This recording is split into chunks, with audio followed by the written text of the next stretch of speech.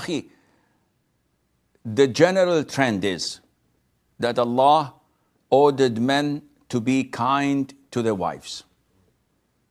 Allah says in the Quran, وَعَاشِرُوهُنَّ بِالْمَعْرُوفِ. You have to live with them in what is normal, what is kind, what is well known to people, to be accepted. You have a mother, you have a wife, you have a daughter, you have a sister, and you don't like people to deal with them harshly or in a violent way. So this is the general trend. However, what goes behind closed doors is something that only the man and his wife are capable of handling. There should be no outside interference, because whenever there is interference from the families, things go south. Also, the Prophet ﷺ told the companions that a lot of women visited my wives and complained to them of their husbands beating them. By Allah, they are not from among the best of you. Meaning these men who beat their wives are not among the righteous, the pious, those who are God-fearing. And this is a strong warning from the Prophet ﷺ. Now, when we judge things, we don't as Muslims refer to the United Nations.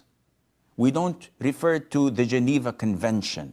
We don't refer to man-made laws made by the disbelievers and the kafirs. We refer to the Quran and the Sunnah.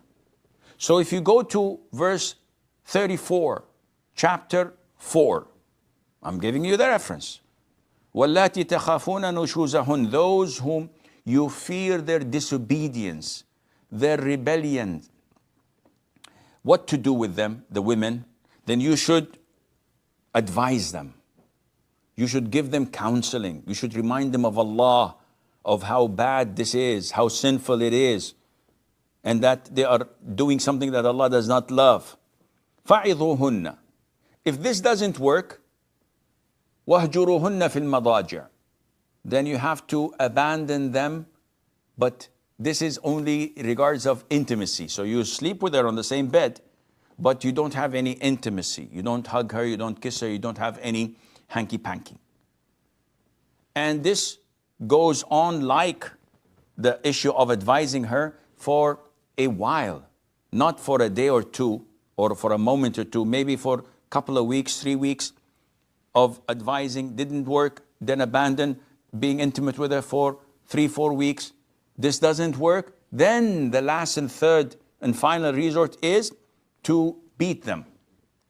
So Allah doesn't say bring a baseball bat to beat them up with it. Ibn Abbas, when who is one of the great interpreters of the Quran, was asked how to beat them, he said, with this. You see this twig?